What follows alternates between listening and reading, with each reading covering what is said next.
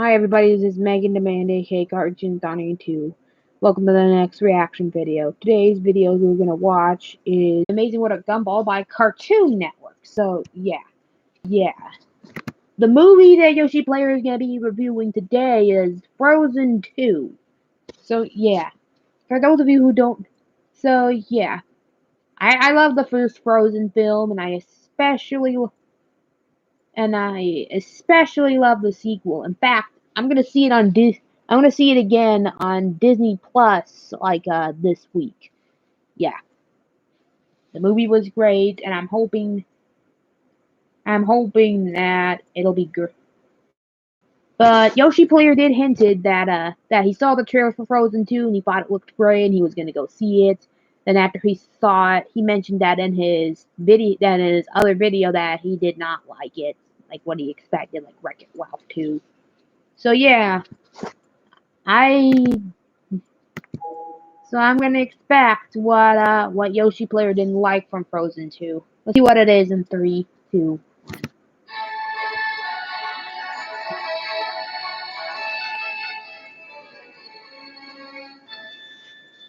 Animation explosion. I reviewed the first Frozen way back when I first started doing reviews. Initially, I thought the film was pretty mediocre, and that's still pretty much how I feel about the movie today. I'm not one to immediately jump on the Frozen hate train, but I failed to see it as either an incredible or overrated movie. I really like the animation. Love is an Open Door and For the First Time in Forever are two songs I genuinely liked. Anna is a great character, and the story was fine for the first half. However, it really fell apart in the second. The writing wasn't the best, plot holes were all over the place, and the other songs were really bad. Yes, I'm even including Let It Go in that regard. So it's because of my mixed reaction on Frozen that I was actually looking forward to the sequel. I was hoping it would be more serious and story-driven than before. Did it work? Well, all I'll say right now is, did it really get snubbed at the Oscars for not getting nominated? Meh. The film opens up with a flashback to when Elsa and Anna were little kids, where their father tells them the story of their grandfather establishing a treaty with the neighboring tribe of Northuldra by building a dam in their homeland, the Enchanted Forest. But after a fight occurs, the grandfather is killed, the spirits disappear, and a wall of mist traps everyone. Years later, and by that I mean 3 years after the first one, Elsa begins to hear strange voices calling to her, unintentionally waking the spirits and disrupting Arendelle. So in order to set things right, Elsa, Anna, and their other friends venture off to find the truth about the kingdom's past. And believe me when I say what I just described to you about the plot is the simplest way to sum it up. Because much like the first Frozen, it's filled with many types of plot holes. Plot holes that are more jarring to digest and far more complicated than they should be allowed. Now, to the first one's credit, despite all the plot holes it set up, at least it still had a story to tell about a princess trying to find her sister who has ice powers. But here they throw a bunch of plot details at you within just the first few minutes, and it remains this way throughout the whole movie. It's too filled with ideas and has no focus or layers built to make it consistent. For example, one big revelation this movie gets is that it finally explains how Elsa got her powers in the first one. It was simply a gift because her mother saved her father's life. Except, is it really a gift? When at all in the first Frozen did Elsa's powers ever benefit anyone outside of using it to defend herself? I mean, I know she was raised wrong as a result, but it seems a little weird that these ice powers are considered a gift and yet the parents are willing to hide Elsa from the rest of the world. We're talking about the same powers that practically almost killed Anna and potentially put an entire kingdom at risk of dying of hypothermia. I don't want them throwing this gift bullcrap at me if you're not going to do anything else to justify how they benefit anyone. Also, they try throwing in a lot of Avatar-esque plot points at us by saying Elsa's powers were part of some fifth element or something. But you guys know that ice power is literally just the same as water, right? Ice is just frozen water. How did nobody notice this?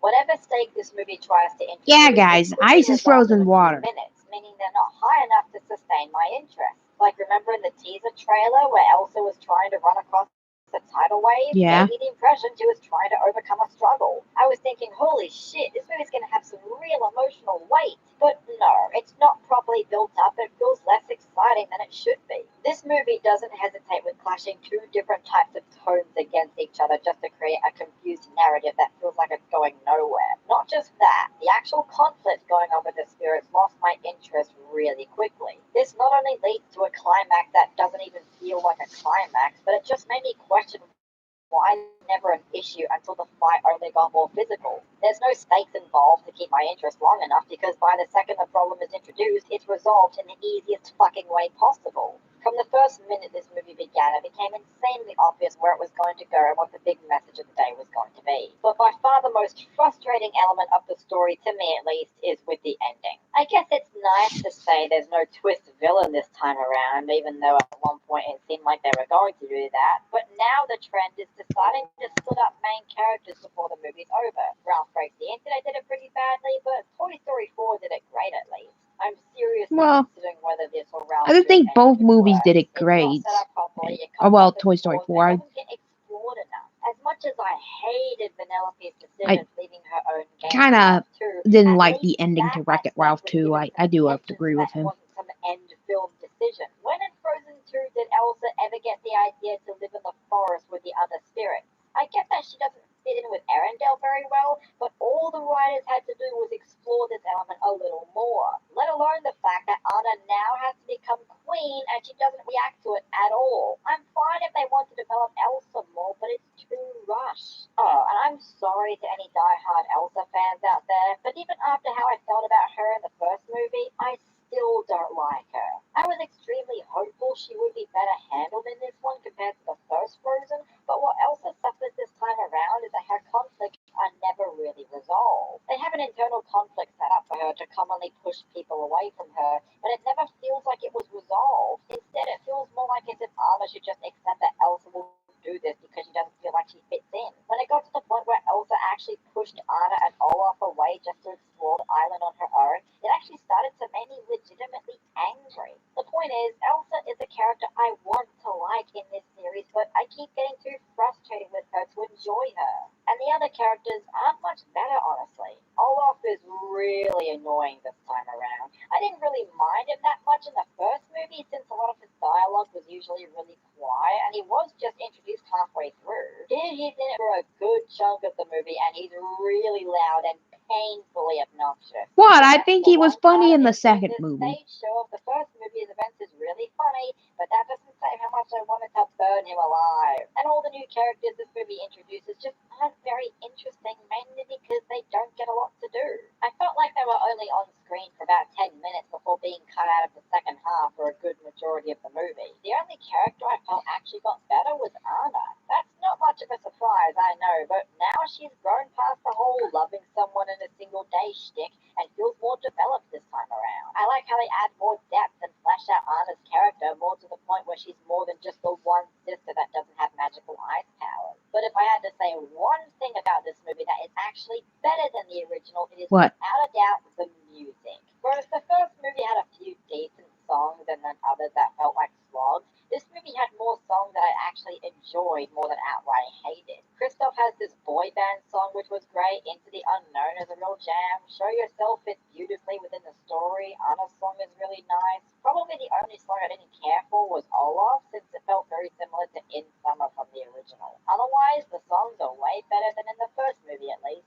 So in conclusion, I can't really say I think the Frozen 2 songs are is good good in or both bad, it's movies, fairly in the middle. I admire the in my music, the opinion. animation is fantastic, some of the characters are good, and the voice acting is top-notch stuff. But this is all buried within a story that's trying to throw in too much for an overall narrative that I felt wasn't properly planned out. At the very least, it's not as much of a train wreck as Ralph Breaks the Internet, but it's a miracle that the first one actually managed to be better than this. If this and Ralph Breaks the Internet are anything to go by, it's that Disney should probably stay away from making sequels since I feel they can't make sequels as good as DreamWorks or even Pixar. Sure, they may have done that decades ago, but you know something's wrong here when there's more good Disney DVD sequels than theatrical Disney sequels. If you enjoy it, then continue to enjoy it. But for now, I'm gonna need some ice for my headache. Yeah, people didn't really like the Disney sequels made back in the 90s and 2000s when they were made for DVD and video. I think I think people must have think they gotten a little better once they shifted to feature sequels to theaters. I mean, yeah, but but in my opinion, the Disney sequels, most of them were good. So next we have the Gumball video, all the animation styles. So yeah, it's weird Cartoon Network is doing some Gumball videos, even though it just ended on a cliffhanger. And I'm hoping that they'll probably just doing this so people can pique interest on a Gumball made for television movie, which will take place after the events of the Inquisition. So yeah. So let's see what happens, and so let's watch this video in 3, 2, 1. Let's see some of the amazing animation styles they did in this series. Okay, 2D animation styles. The kids, okay, this is from a musical number where in some sequences they turn to something similar to those Cartoon Network IDs from Cartoon Network bumpers. That one Cartoon Network bumper from 2013. In fact, one of the animators from the 2013 bumper actually animated this.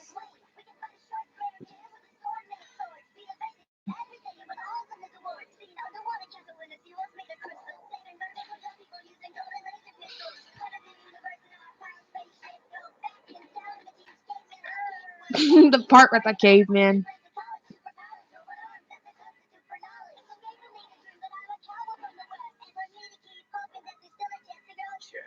What was that?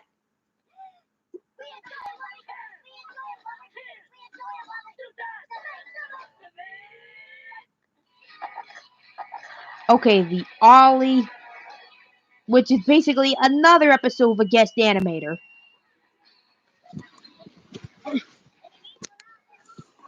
It's a very creative sequence, and I actually like it. Yeah.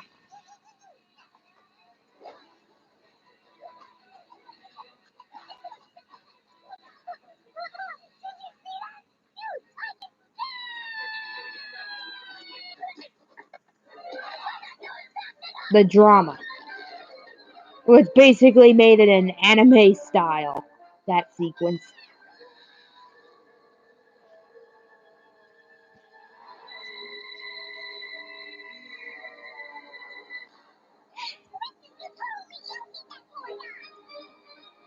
Darwin looks exactly like his version from season 1 where he has a shadow on him. Kinda looks like a black shirt. Man, I thought that was a black shirt until I realized that was just a shadow. Meaning, in the other seasons, he doesn't have the black shadow. Anime styles, okay. Didn't you already show that? Okay, the Fury.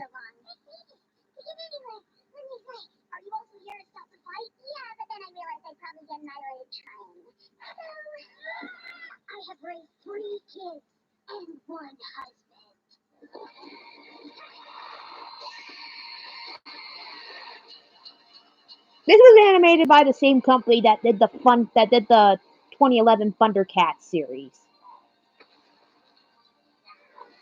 I think they also did some animes too. I don't know which ones they said on the Wikipedia page.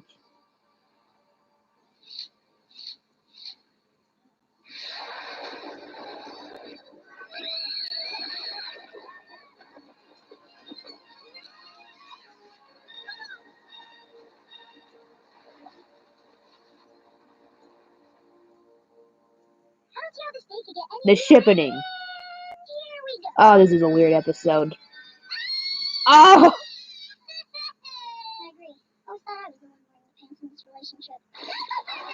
Okay, the money. Oh man, that's a weird commercial. Thank goodness it's not real. The past. Oh no, that's the part where Gumball turns into like Goku or Gohan. Video game styles. The uncle, which references Mario.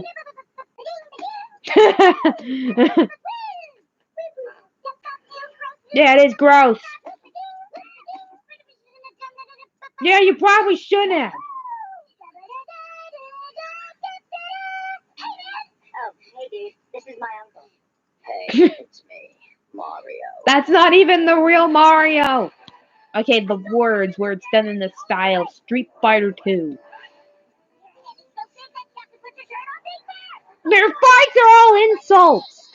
Like a Yo Mama joke. The gift. Or the episode is basically in the style of a game. The console was too, because it was paying homage to the Final Fantasy franchise. Congratulations, you completed the game at 89%. You want to start a new game? Oh no. No. Kawaii style. What the heck? Not this style.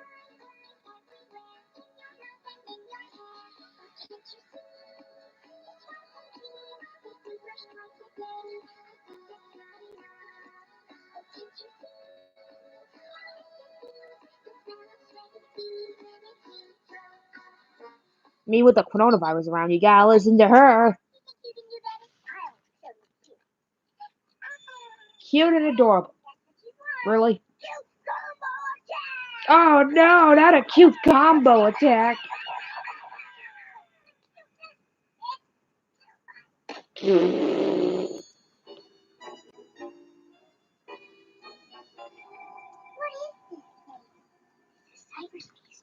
Okay, the code with this sequence where they look all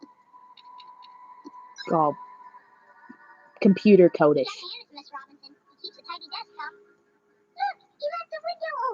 Well, then go inside the window. Oh no. Oh man. You're just laughing because he has a butt. Okay, the web. Oh man, this is in the style of a 90s music video.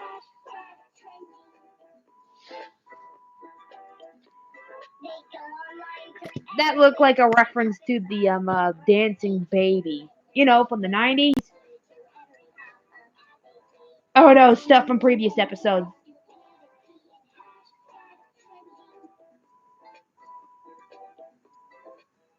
Comic style, okay. What's the comic style?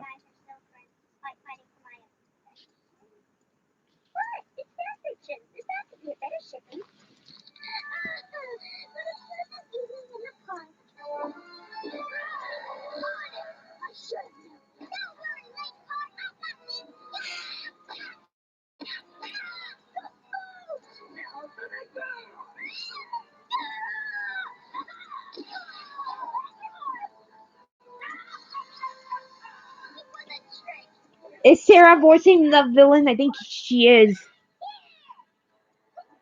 The smooch!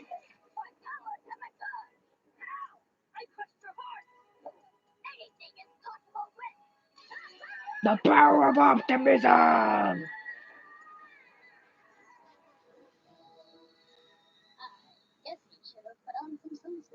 Probably.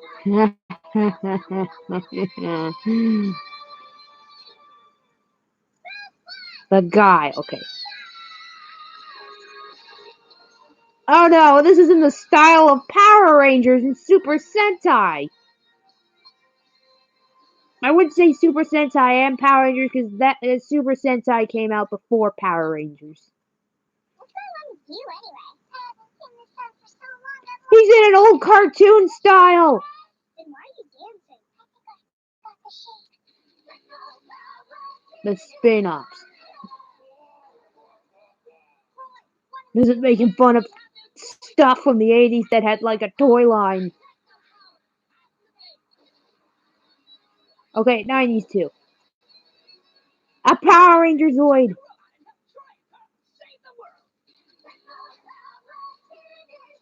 See, they're making fun of the toy commercials.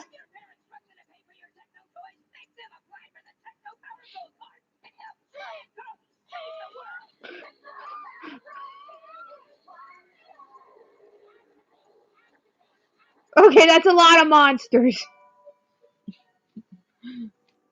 Okay, the puppets.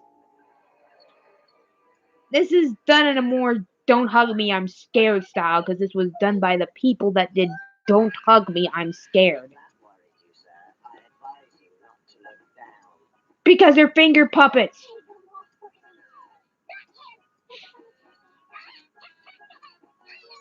The fun one never ends song. This makes me think of something from "Don't hug me, I'm scared." And it later turned into a "Don't hug me, I'm scared" episode. But I guess but since this is Cartoon Network, they had to tone it down. The cringe. Oh man, this.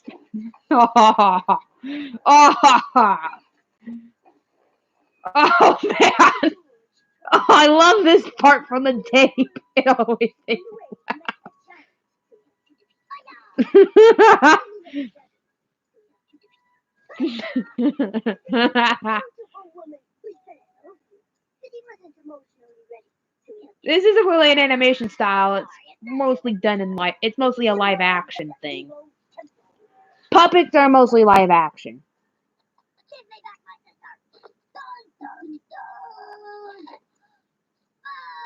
The Colonel took his sister!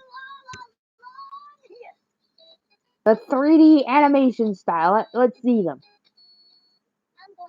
The transformation. Oh, this version where Gumball tells a really long story to convince his Penny to be who she is.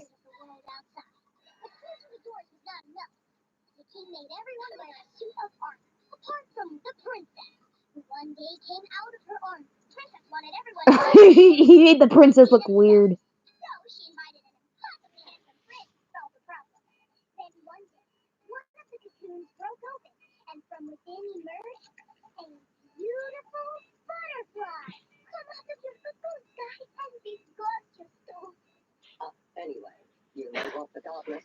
Once upon a time!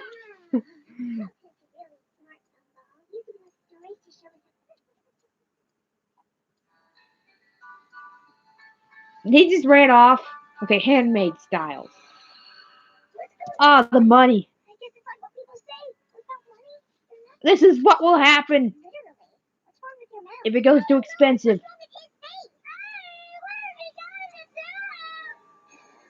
Ugh. This is turning weird. This is such a creative sequence.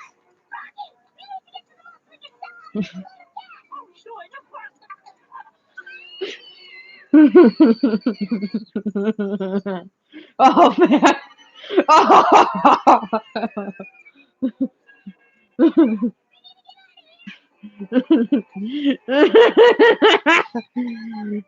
Oh no, now it turns into a storyboard. Oh man.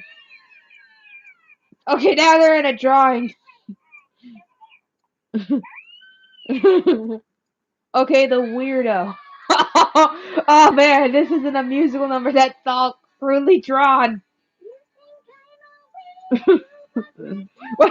A crudely drawn music video or musical number.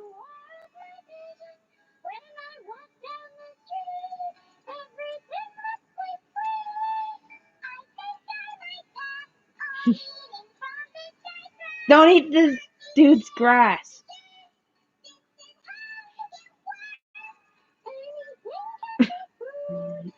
I love the part where she suddenly eats that guy's phone with her tongue.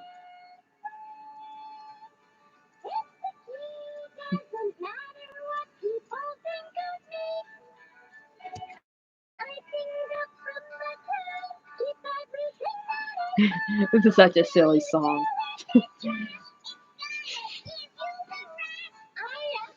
This actually makes me think of like Rejected and those Pop Tart commercials from the 2000s. Yeah, you know, the one with the anthropomorphic Pop Tarts and those kids trying to eat them. Oh yeah, those characters are actually based on OCs from DeviantArt.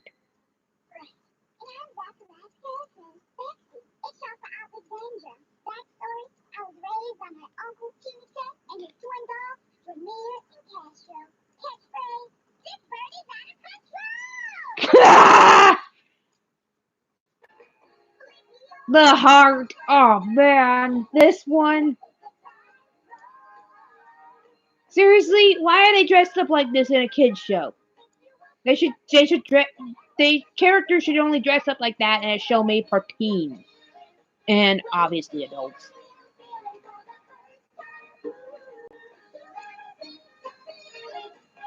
What is this sausage party? Ugh. Realistic styles. Oh man, we're going more live action, are we? Oh man. Oh man, they're turning into a human family. Oh man, look at them. Ah. Ugh. Look at the car. It turned into a live action car, I think. Howdy doody do. Absolute tomato, sir. We'll be with you in 2 shakes and a little bee. Zoopity boopity bye. What was that? I have no idea. It's like I just washed my mouth out with a fire boy and now it's coming out in dweeb speak. Look at you now. You become our new poster family. And for out there just making poses from awkward family photos. Oh no, this is in the style of those creepy PSAs that's from the UK. Be careful around ovens. In the backyard with a butterfly. Butterflies are pretty, but watch out, little Teddy. This part takes a little long. Be careful around ovens too. Little Teddy is helping. Yes, it is. That's kind, little Teddy. It's nice to be nice. Yeah. But watch out, little Teddy. Be careful around strangers. And cars. A car. Isn't that what I just said? Please take care, because danger's lurking. Oh no!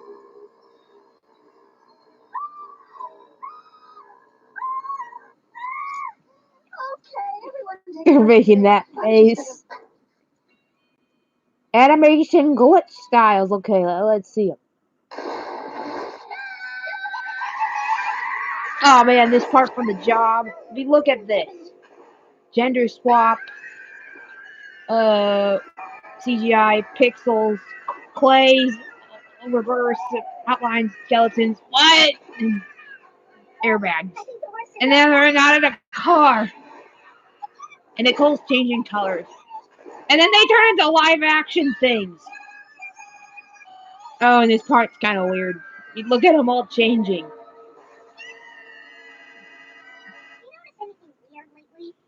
I mean, Nicole, Anais, and Darn. What the? Oh man, what is this? What the heck is going?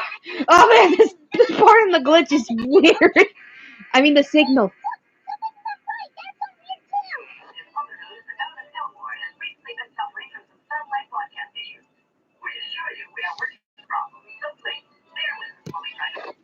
Oh no. Wait, then why is it affecting us? Then they realize that it's a TV show. What happened?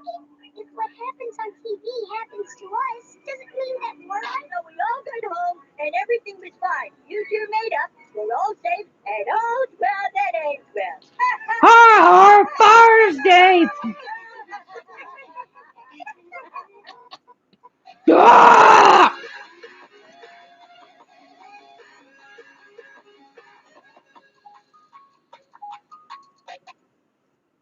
Okay. That was my reaction to Animation Explosion 2020 number 15 and all the animation styles of the Amazing World of Gumball. I hope you liked the video and yeah. And I'll see you in the next video. I'm gonna be reacting to Animation Explosion number 16 and another video which I haven't decided on yet. It's not Meta Runner because I said I'm not going back to Meta Runner until next Monday. So yeah. Until March 23rd, which is next Monday. So yeah, thanks for watching and I'll see you tomorrow. Bye.